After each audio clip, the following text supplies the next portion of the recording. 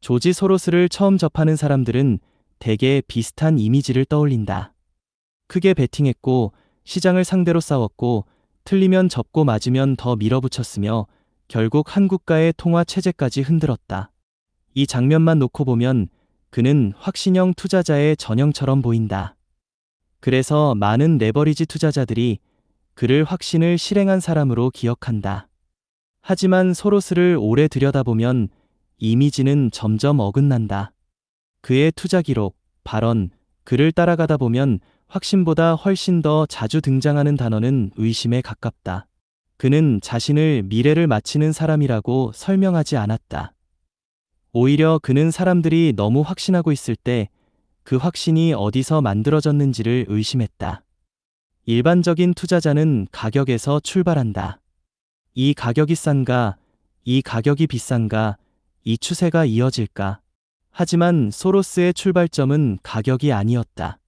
그는 항상 그 가격을 지탱하고 있는 전제를 먼저 봤다. 이 가격은 어떤 믿음 위에 서 있는가? 그 믿음은 누가 공유하고 있는가? 정책 결정자, 시장 참여자, 언론, 투자자들이 같은 전제를 동시에 믿고 있는가? 그리고 가장 중요한 질문은 이것이었다. 이 전제가 현실과 계속 맞아떨어질 수 있는가? 소로스의 성공은 이 질문을 남들보다 빨리 던진 데서 시작됐다.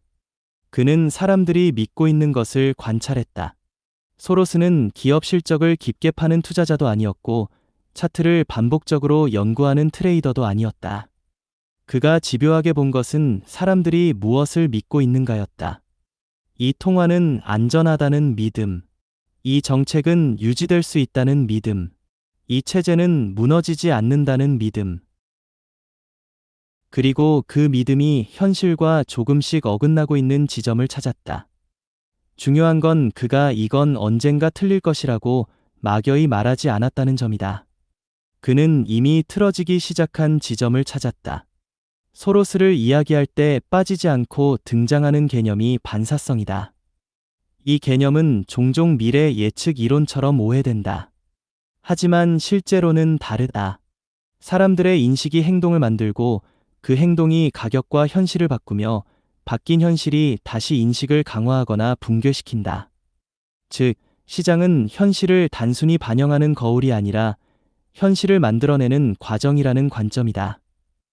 이 관점에서 보면 시장은 언제든지 체계적으로 틀릴 수 있다.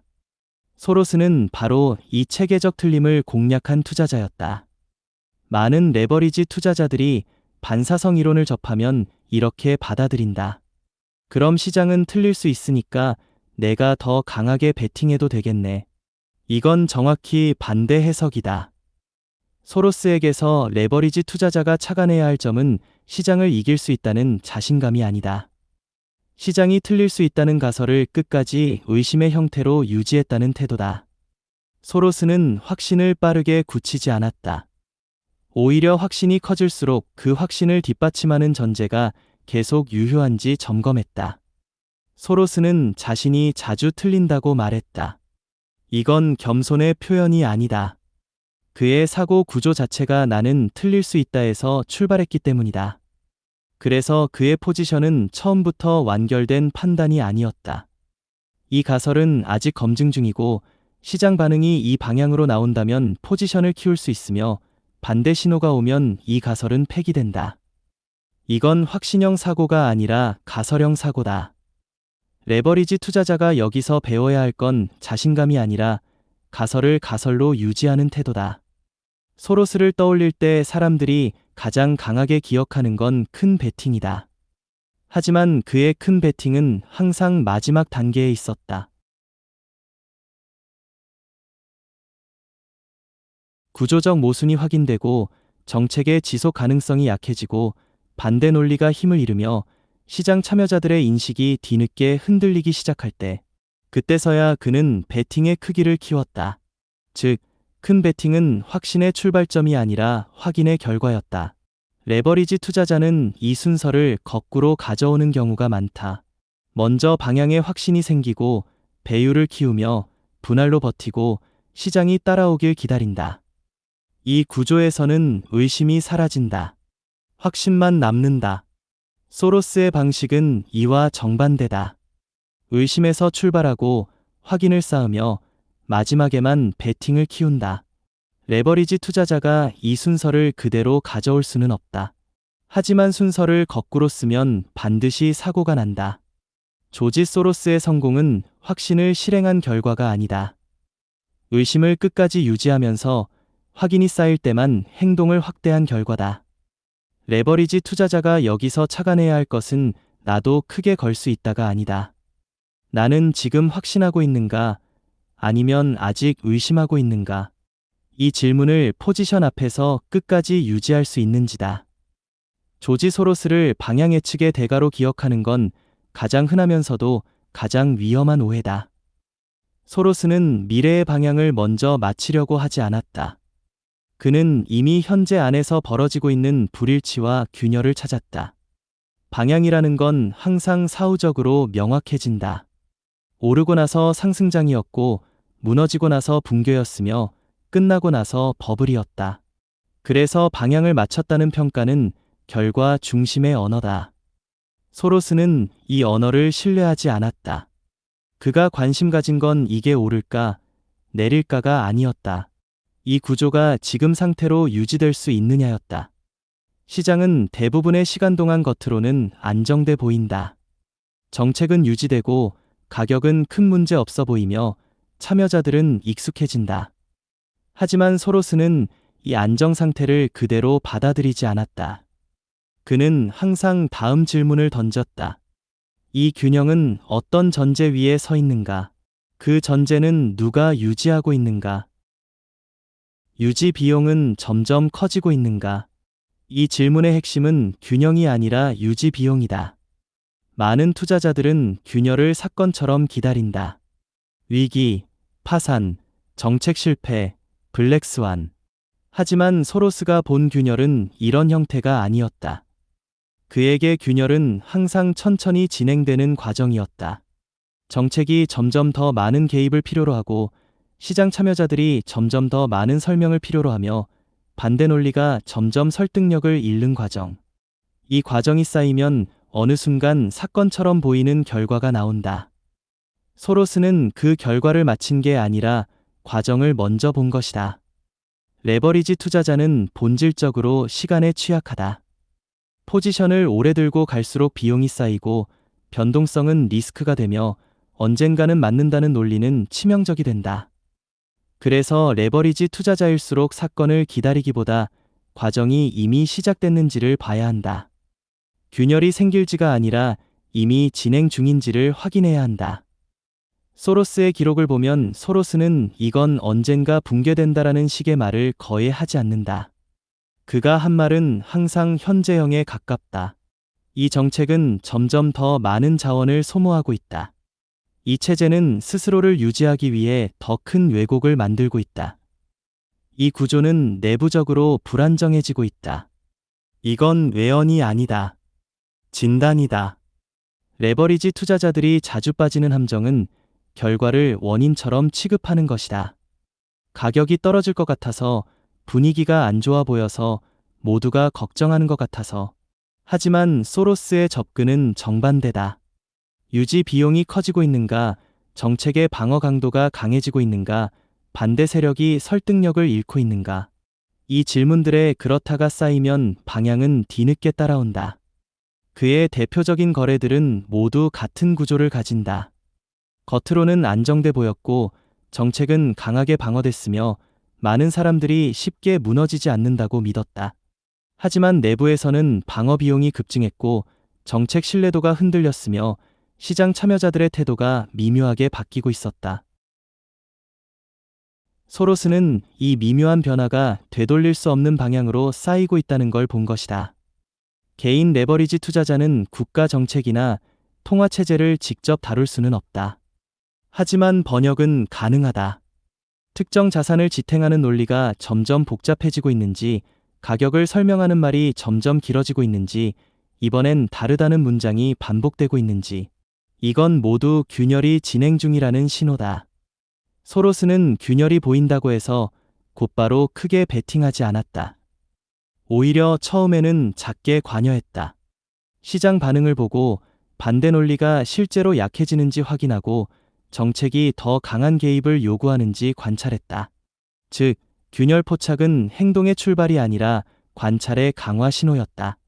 조지 소로스의 성공은 방향을 맞힌 결과가 아니다. 이미 벌어지고 있는 구조적 균열을 남들보다 먼저 그리고 끝까지 관찰한 결과다. 이 포지션은 방향이 맞을지 틀릴지가 아니라 지금 이 구조가 유지 비용을 감당하고 있는가? 이 질문에 계속 답할 수 있을 때만 레버리지는 도구가 된다. 조지 소로스를 설명할 때 가장 많이 인용되는 문장 중 하나가 있다. 틀리면 작게 잃고 맞으면 크게 번다. 이 문장은 너무 자주 반복된 나머지 하나의 매매 기법처럼 소비된다. 그래서 레버리지 투자자들은 이 문장을 이렇게 해석하기 쉽다. 손절을 짧게 하면 되고 수익 날 때는 배율을 키우면 된다. 하지만 이 해석은 표면만 긋은 수준에 가깝다. 소로스의 비대칭은 매매 스킬에서 나온 게 아니다. 그건 애초에 포지션이 만들어지는 방식, 즉 구조에서 이미 결정돼 있었다. 대부분의 투자자들은 포지션을 이렇게 만든다. 방향을 정하고 규모를 정하고 그 다음 손절과 목표를 붙인다. 이 구조에서는 비대칭이 사후 관리다. 반면 소로스는 정반대 순서로 움직였다. 이 포지션이 구조적으로 비대칭이 될 수 있는가? 틀렸을 때 무엇이 나를 틀렸다고 말해줄 것인가? 맞았을 때 구조가 나를 어디까지 데려갈 수 있는가? 이 질문에 답이 서지 않으면 아예 포지션을 만들지 않았다. 즉, 비대칭은 포지션 이후의 전략이 아니라 포지션 이전의 조건이었다. 레버리지 투자자들이 손절을 어려워하는 이유는 손실을 가격 기준으로 보기 때문이다. 이 가격을 깨면 손절, 이 비율을 넘으면 실패. 하지만 소로스는 손실을 이렇게 정의하지 않았다. 그에게 손실은 가설이 더 이상 유효하지 않다는 신호였다. 정책이 예상보다 오래 버티는가? 반대 세력이 생각보다 강한가? 시장 참여자들의 인식이 쉽게 바뀌지 않는가? 이 질문에 그렇다가 나오면 가격이 아직 괜찮아 보여도 그는 포지션을 줄였다. 그래서 그의 손실은 대부분 작게 끝났다. 개인 레버리지 투자자는 손절을 이렇게 받아들이기 쉽다. 가격이 아직 버텼다. 변동성일 뿐이다. 조금만 더 기다리면 된다. 이 논리는 가설을 가격 뒤에 숨긴다. 소로스의 구조에서는 이런 숨을 공간이 없다. 가설이 틀리면 가격이 아직 멀어도 줄이고 가설이 맞아가면 가격이 이미 움직인 뒤에도 늘린다. 그래서 그의 손실은 작게 닫히고 이익은 열려있게 남는다. 소로스에 맞으면 크게는 배율을 키운다는 뜻이 아니다. 그 의미는 구조가 맞아떨어질수록 더 오래, 더 자유롭게 포지션을 유지할 수 있었다는 데 있다. 정책이 점점 궁지에 몰리고 반대 논리가 힘을 잃고 시장 인식이 뒤늦게 흔들릴수록 그는 굳이 서두를 필요가 없었다. 이건 탐욕이 아니라 구조적 여유다. 레버리지 투자자가 이 구간에서 가장 흔히 하는 착각은 이거다. 그럼 맞다고 느껴질 때 레버리지를 더 키우면 되겠네. 이건 소로스의 방식과 가장 멀다. 소로스는 확신이 커져서 포지션을 키운 게 아니다. 구조가 자신에게 유리해질수록 리스크가 줄어들었고 그래서 같은 포지션이 더 안전해졌을 뿐이다. 레버리지 투자자는 확신이 커질수록 리스크를 키운다. 이 차이가 결과를 갈라놓는다. 소로스의 포지션은 항상 되돌릴 수 있었다. 틀리면 접고 다시 관찰하고 조건이 바뀌면 다시 들어갈 수 있었다. 이 되돌릴 수 있음이 비대칭의 핵심이다. 레버리지 투자자는 배율이 커질수록 분할이 늘어날수록 감정이 개입될수록 되돌림은 점점 어려워진다. 겉으로 보면 소로스의 거래는 한방처럼 보인다. 하지만 내부 구조를 보면 그는 한 번의 베팅으로 승부하지 않았다. 가설을 세우고 작게 관여하고 반응을 확인하고 점진적으로 관여를 키웠다. 그래서 그의 베팅은 단발이 아니라 연속적 판단의 합이었다. 개인 레버리지 투자자가 소로스에게서 착안해야 할 건 이거다. 비대칭을 손익 비율로 계산하지 말 것, 포지션이 언제 되돌릴 수 없는 상태가 되는지 먼저 점검할 것, 확신이 아니라 되돌릴 수 있음을 기준으로 배율을 판단할 것. 이 기준이 없으면 틀리면 작게, 맞으면 크게는 슬로건에 불과하다. 조지 소로스의 비대칭은 기술이 아니라 되돌릴 수 있는 구조에서 나온 결과다. 이 포지션은 틀렸을 때 내가 언제, 얼마나, 아무 감정 없이 되돌릴 수 있는가? 이 질문에 즉답이 나오지 않으면 그 포지션은 이미 비대칭이 아니다. 레버리지 투자자들이 가장 쉽게 가져오려는 요소가 바로 분할 매수다. 처음엔 작게, 틀리면 더 작게, 맞는 것 같으면 조금 더, 결국 평균 단가를 만든다. 이 구조는 겉으로 보면 소로스의 방식과 닮아 있다.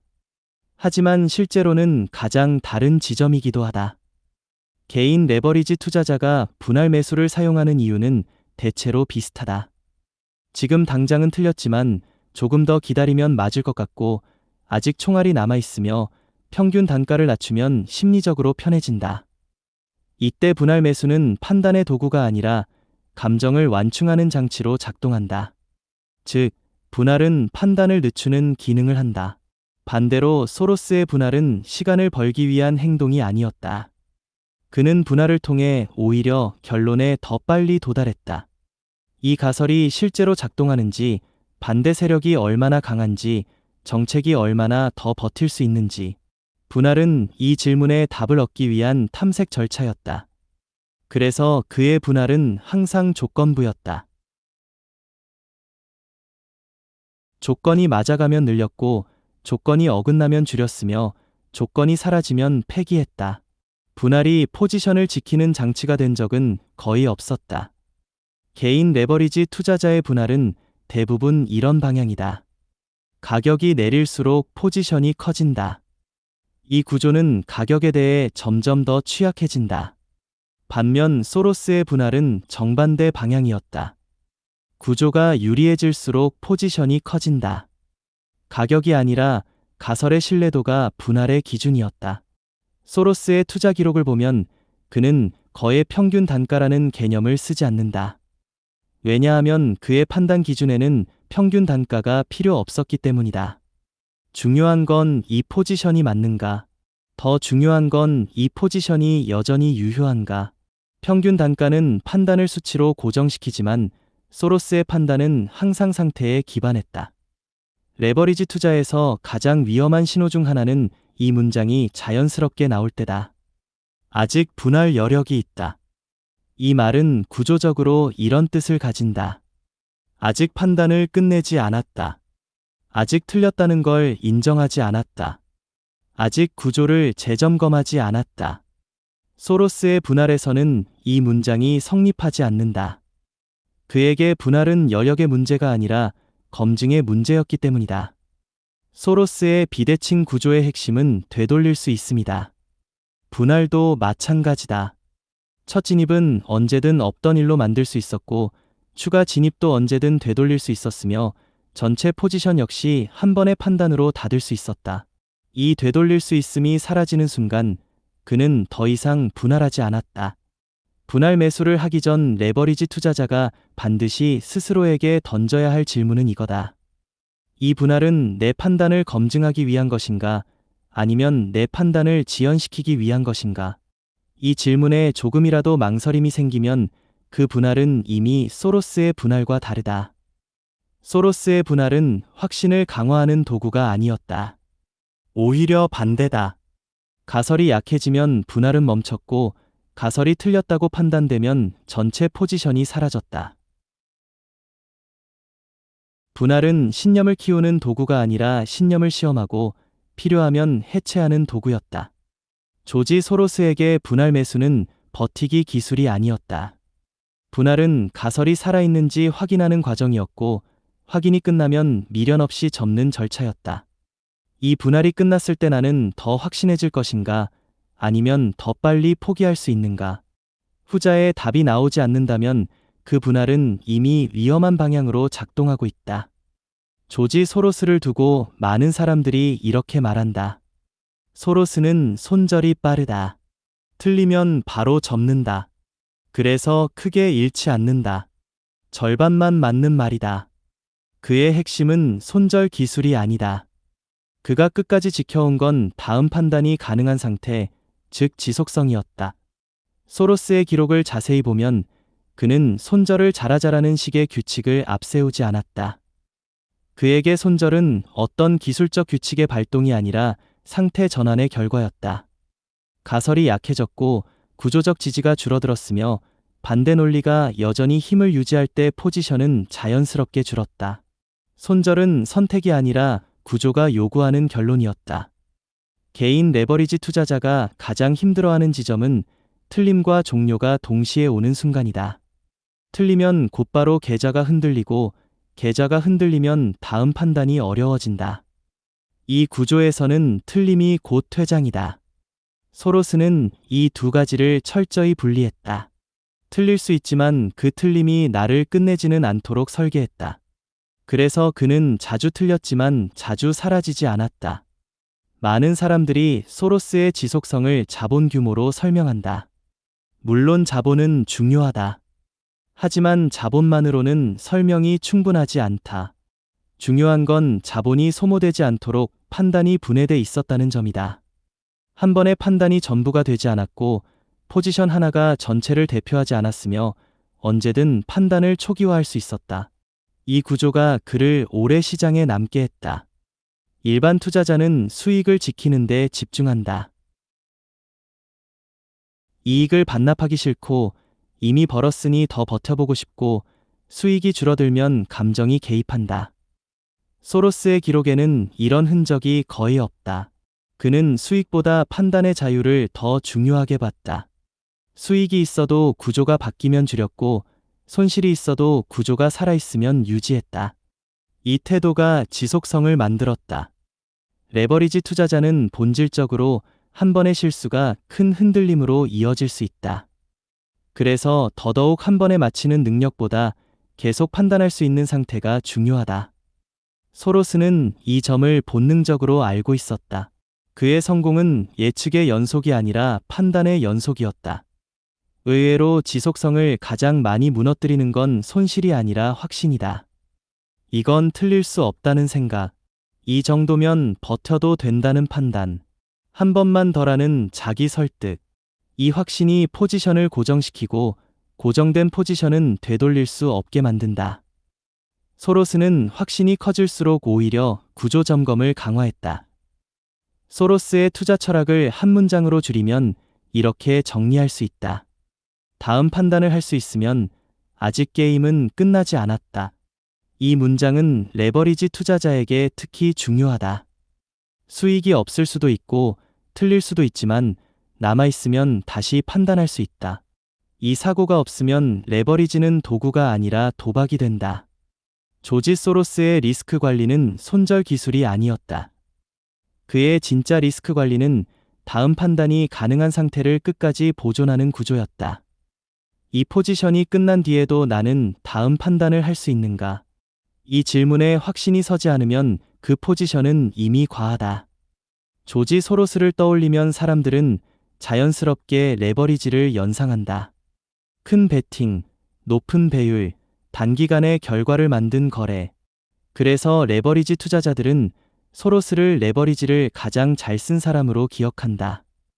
하지만 실제 기록을 따라가 보면 이 인식은 다시 흔들린다. 소로스는 레버리지를 통해 속도를 낸 적이 거의 없다. 그는 레버리지를 정확도를 높이는 수단으로 사용했다. 레버리지에 대한 가장 흔한 오해는 이거다. 레버리지는 결과를 더 빨리 가져오는 도구다. 소로스의 레버리지는 이 정의와 다르다.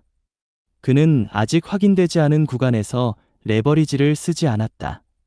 구조가 애매할 때는 관여 자체를 줄였고 가설이 흔들릴 때는 배율을 낮췄으며 반대 논리가 힘을 잃을 때에만 레버리지를 올렸다. 즉, 레버리지는 판단을 앞당기는 도구가 아니라 이미 유리해진 판단을 더 선명하게 만드는 도구였다. 개인 레버리지 투자자는 레버리지를 이렇게 쓰기 쉽다. 아직 애매한 구간인데 배율로 해결하려 하고 구조가 확정되지 않았는데 속도로 밀어붙이며 시간이 해결해줄 문제를 레버리지로 압축하려 한다. 이 순간 레버리지는 정밀도가 아니라 불확실성을 증폭시킨다. 소로스는 이 상황에서 레버리지를 쓰지 않았다. 소로스의 사고에서 레버리지는 결코 판단을 대신하지 않는다. 판단이 먼저 있고 구조가 확인되고 그 다음에야 레버리지가 등장한다. 이 순서가 무너지면 레버리지는 의미를 잃는다. 개인 레버리지 투자자들이 가장 많이 실패하는 지점은 이 순서를 바꿔 쓰는 순간이다. 레버리지로 들어가고 그 다음에 판단을 붙인다. 이 구조에서는 레버리지가 도구가 아니라 판단의 대체제가 된다. 소로스는 레버리지를 사용해 버틴 적이 거의 없다. 포지션이 불리해지면 배율을 줄였고 구조가 어긋나면 노출 자체를 줄였다. 레버리지는 불리한 상황을 견디기 위한 수단이 아니었다.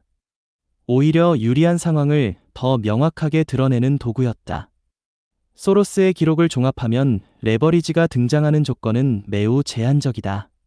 구조적 균열이 명확해졌고 반대 논리가 설득력을 잃었으며 시장 인식이 늦게나마 따라오기 시작할 때, 이때 레버리지는 확률을 바꾸는 도구가 아니라 이미 바뀐 확률을 수익으로 연결하는 도구가 된다. 이 레버리지는 내가 이미 알고 있는 걸 더 정확히 표현하는가, 아니면 내가 아직 모르는 걸 배율로 덮으려는가. 후자라면 그 레버리지는 위험해진다. 레버리지를 쓸 때 많은 투자자들이 자기도 모르게 이런 메시지를 담는다. 나는 확신한다. 나는 강하게 본다. 나는 크게 베팅한다. 하지만 소로스의 레버리지는 이 메시지와 다르다. 구조가 이렇게 보이고 반대 논리가 약해졌으며 이 판단은 되돌릴 필요가 줄어들었다. 즉, 레버리지는 확신의 표현이 아니라 정확성의 표현이었다. 소로스는 레버리지를 쓰는 순간에도 감정이 드러나지 않는다. 흥분도 없고 조급함도 없으며 설득하려는 말도 없다. 지금 레버리지를 쓰는 이유가 조급함 때문인가, 아니면 구조적 여유 때문인가? 이 차이는 결과를 크게 갈라놓는다. 조지 소로스에게 레버리지는 속도를 높이는 도구가 아니었다.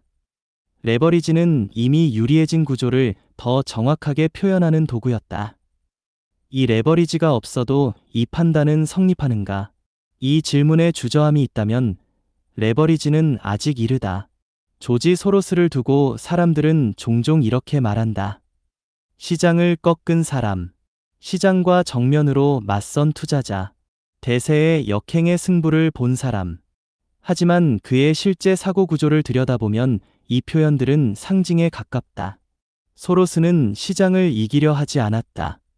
그는 시장이 더 이상 자기 이야기를 유지하지 못하는 순간을 기다렸다. 레버리지 투자자에게 시장과 싸운다는 말은 강한 자극을 준다. 다수와 반대편에 서는 용기, 남들이 틀렸다고 말할 때 버티는 힘, 진실은 결국 드러난다는 믿음. 이 언어는 영웅서사를 만든다. 하지만 소로스의 기록에는 이런 영웅서사가 거의 없다. 그는 시장을 적으로 설정하지 않았다. 오히려 시장을 가장 빠른 심판자로 봤다. 소로스의 투자에서 시장은 싸움의 대상이 아니다. 시장은 그의 가설이 맞는지 틀리는지를 가장 빠르게 알려주는 장치다. 가격 반응, 유동성 이동, 반대 논리의 힘. 이 신호들이 가설을 부정하면 그는 미련 없이 물러났다. 여기엔 자존심도 없고 설득하려는 태도도 없다. 많은 사람들이 소로스를 역발상 투자자의 대표로 분류한다. 하지만 그가 추구한 건 역발상이 아니다. 그는 지속 불가능한 하브이를 찾았다. 모두가 믿고 있지만 유지 비용이 급증하는 전제, 겉으론 안정적이지만 내부에서 긴장이 쌓이는 구조.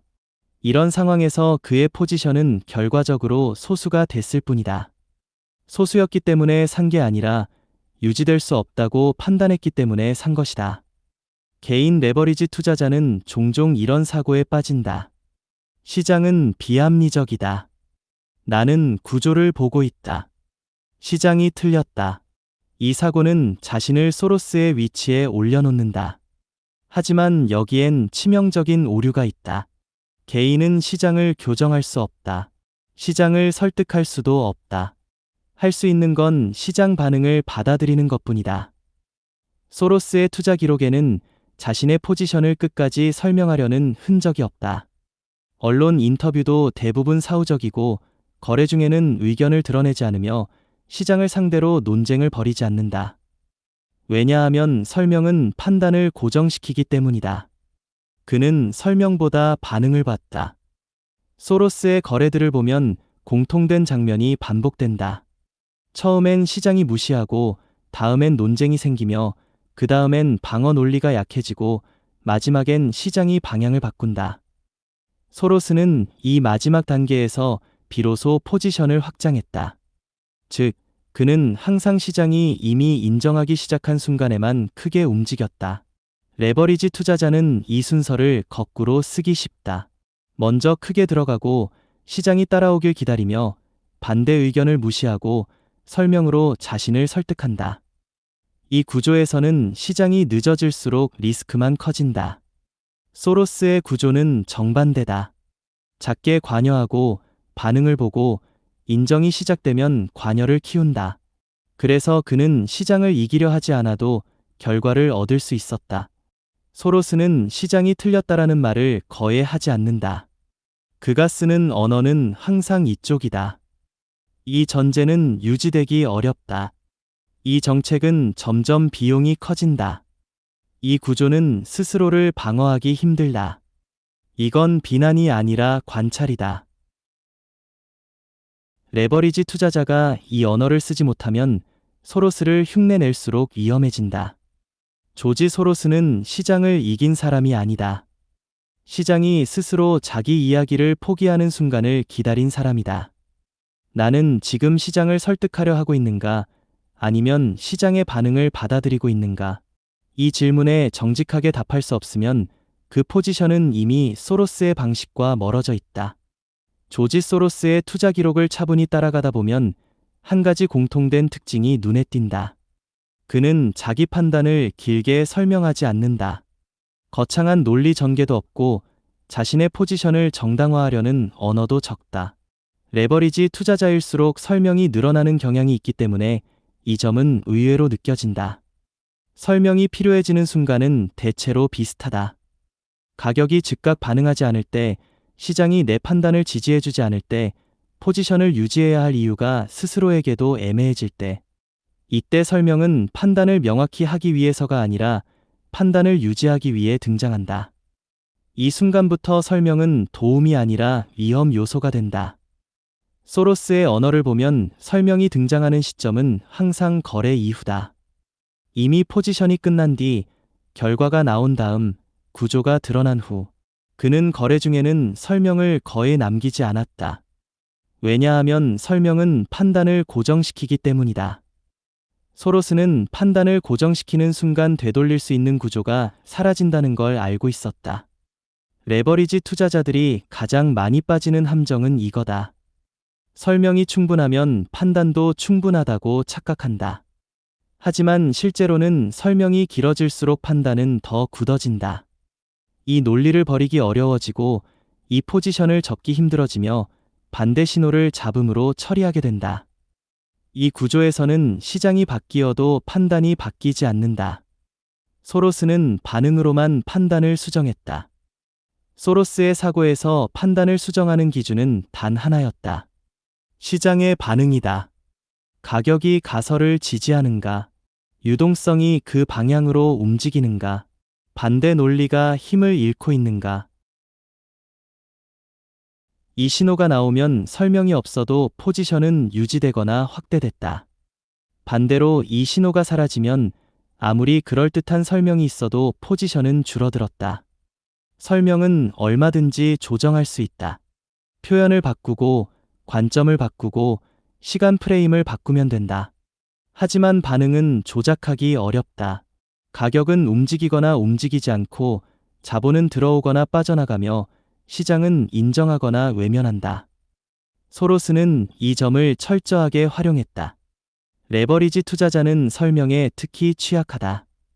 배율이 높을수록 설명이 필요해지고 시간이 지날수록 설명이 늘어나며 설명이 늘어날수록 포지션은 굳어진다.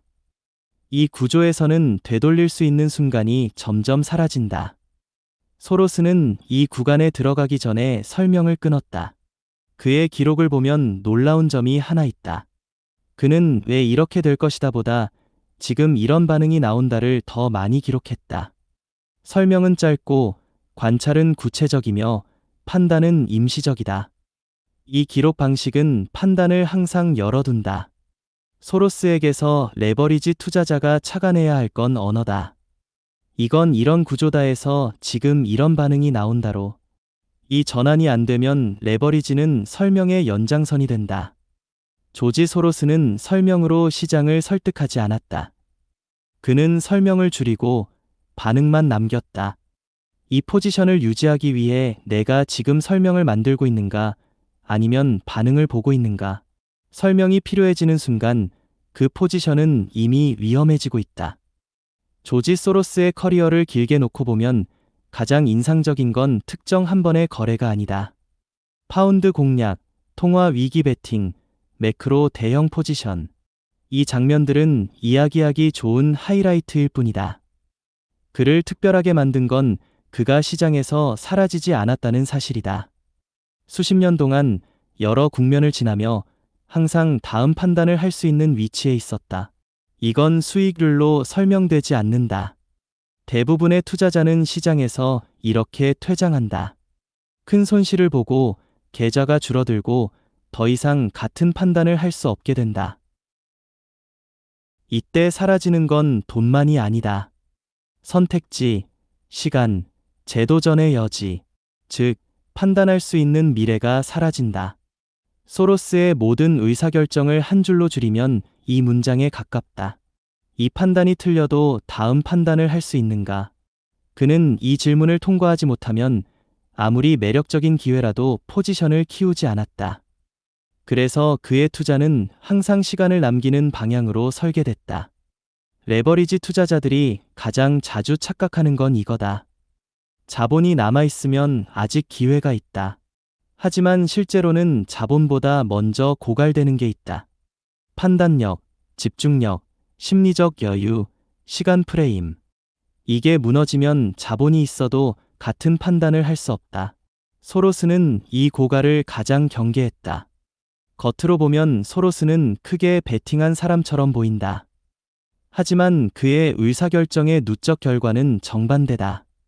한 번에 끝내지 않았고 늘 여지를 남겼으며 판단을 연속적으로 분해했다. 그래서 그는 한 국면이 끝나도 다음 국면을 맞이할 수 있었다. 레버리지 투자자는 시간에 훨씬 취약하다. 변동성은 비용이 되고 지연은 손실이 되며 판단 유예는 리스크가 된다. 그래서 더더욱 시간을 어떻게 남길 것인가가 중요하다.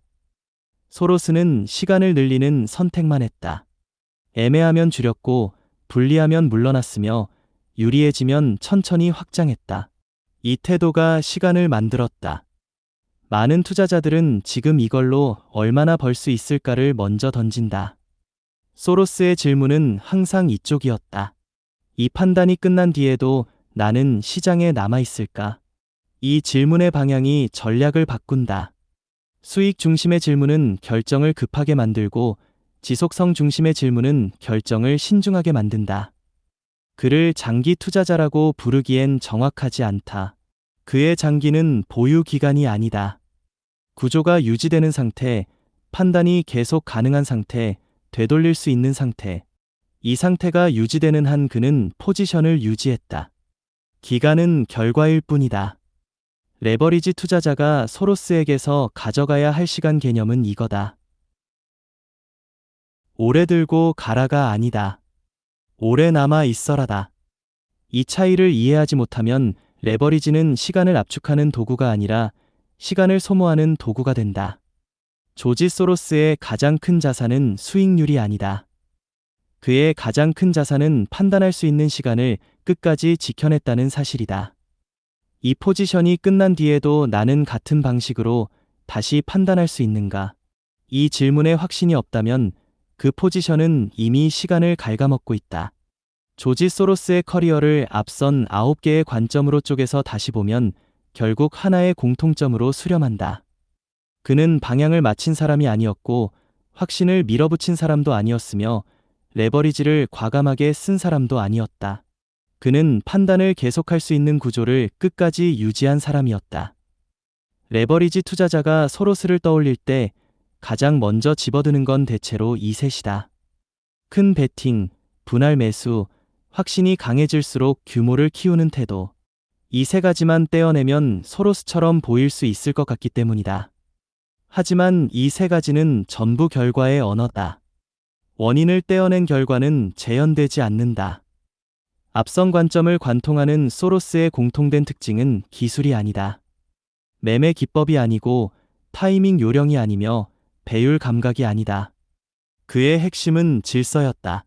판단이 시작되는 순서, 확신이 커지는 속도, 포지션이 커지는 조건, 되돌릴 수 있는 지점.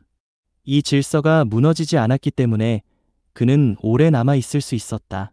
개인 레버리지 투자자는 소로스보다 훨씬 불리한 위치에 있다. 자본은 작고 변동성에 더 취약하며 한 번의 실수가 전체를 흔들 수 있다. 그래서 소로스보다 더 보수적인 질서가 필요하다. 그런데 현실에서는 정반대가 자주 벌어진다. 소로스의 공격성만 흉내내고 그의 방어 질서는 버린다. 이 순간 레버리지는 전략이 아니라 소모가 된다. 소로스의 사고를 가장 단순한 질문으로 줄이면 이거다. 이 판단이 끝난 뒤에도 나는 다시 판단할 수 있는가? 이 질문은 모든 결정 앞에 있었다. 분할을 할 때도, 레버리지를 쓸 때도, 포지션을 키울 때도, 줄일 때도. 이 질문에 아니다가 나오면 그 판단은 폐기됐다. 그래서 결론은 이 문장 하나로 정리된다. 조지 소로스의 성공에서 레버리지 투자자가 단 하나만 가져가야 한다면 그건 확신이 아니라 다음 판단을 남기는 구조다. 맞아도 끝내지 않고 틀려도 무너지지 않으며 언제든 되돌릴 수 있는 상태. 이 상태를 유지하는 게 그의 진짜 성공 방식이었다. 분할 매수는 핵심이 아니고 레버리지는 본질이 아니며 큰 베팅은 결과일 뿐이다. 이 모든 건 구조가 허락할 때만 등장한 부차적 요소다. 구조 없이 흉내내면 그 순간부터 위험이 된다. 나는 지금 소로스처럼 보이려는가? 아니면 소로스처럼 남아 있으려는가? 전자는 빠르게 흥분을 만들고 후자는 오래 생존을 만든다. 조지 소로스는 시장을 이긴 사람이 아니다. 그는 판단을 분해했고 확신을 늦췄으며 구조가 무너지기 전에 물러났고 그래서 다시 판단할 수 있었다. 이 단순한 반복이 그를 전설로 만들었다. 레버리지 투자자에게 이보다 더 중요한 교훈은 없다. 소로스의 성공은 무엇을 했느냐가 아니라 끝까지 무엇을 잃지 않았느냐의 문제였다. 그가 끝까지 잃지 않은 건 자본도 명성도 아니다. 판단할 수 있는 시간과 상태였다.